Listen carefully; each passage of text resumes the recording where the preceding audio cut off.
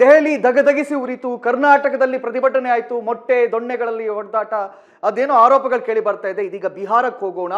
ಬಿಹಾರದಲ್ಲಿ ಅಕ್ಷರಶಃ ಬಿಜೆಪಿ ಮತ್ತು ಕಾಂಗ್ರೆಸ್ ಕಾರ್ಯಕರ್ತರು ಬಡ್ದಾಡ್ಕೊಂಡಿದ್ದಾರೆ. ದೊಣ್ಣೆ ಗುದ್ದಲಿ ಏನೇನೋ ಹಿಡ್ಕೊಂಡು ಮಾರಾಮಾರಿ ಆಗ್ಬಿಟ್ಟಿದೆ ಬಿಹಾರದಲ್ಲಿ. ಬಿಹಾರದ ಪಾಟ್ನಾದಲ್ಲಿ ಉದ್ವಿಗ್ನ ವಾತಾವರಣ ನಿರ್ಮಾಣ ಆಗಿದೆ. ಕಾಂಗ್ರೆಸ್ ಕಚೇರಿಗೆ ಮುತ್ತಿಗೆ ಹಾಕಲು ಬಿಜೆಪಿ ಅವರು ನುಗ್ಗಿದ್ರು. ಈ ಸಂದರ್ಭದಲ್ಲಿ ಕಾಂಗ್ರೆಸ್ ಕಾರ್ಯಕರ್ತರು ಮತ್ತು ಬಿಜೆಪಿ ಕಾರ್ಯಕರ್ತರ ನಡುವೆ ಮಾರಾಮಾರಿ ಆಗಿದೆ, ಹೊಡೆದಾಟ ಆಗಿದೆ.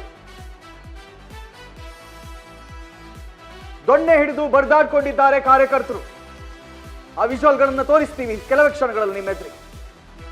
ಹೊಡೆದಾಟದಲ್ಲಿ ಮಹಿಳಾ ಪೊಲೀಸ್ ಅಧಿಕಾರಿಗೆ ಗಾಯವಾಗಿದೆ ಅಂತೆ. ನೋಡಿ, ಮಹಿಳಾ ಪೊಲೀಸ್ ಅಧಿಕಾರಿ ಅಂತ ಕೂಡ ನೋಡದೆ ಥಳಿಸಲಾಗಿದೆ. ತಲೆಗೆ ಗಾಯವಾಗಿ ಕುಸಿದು ಬಿದ್ದಿದ್ದಾರೆ ಮಹಿಳಾ ಕಾನ್ಸ್ಟೇಬಲ್.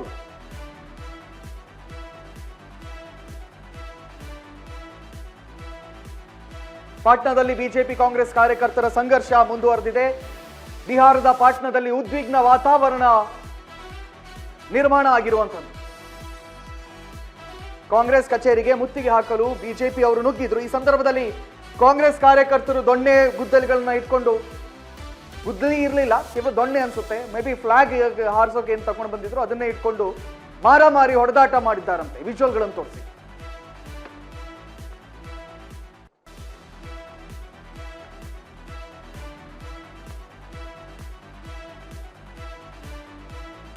ನೋಡಿ, ವಿಜುವಲ್ಗಳನ್ನ ತೋರಿಸ್ತಾ ಇದ್ದೀವಿ.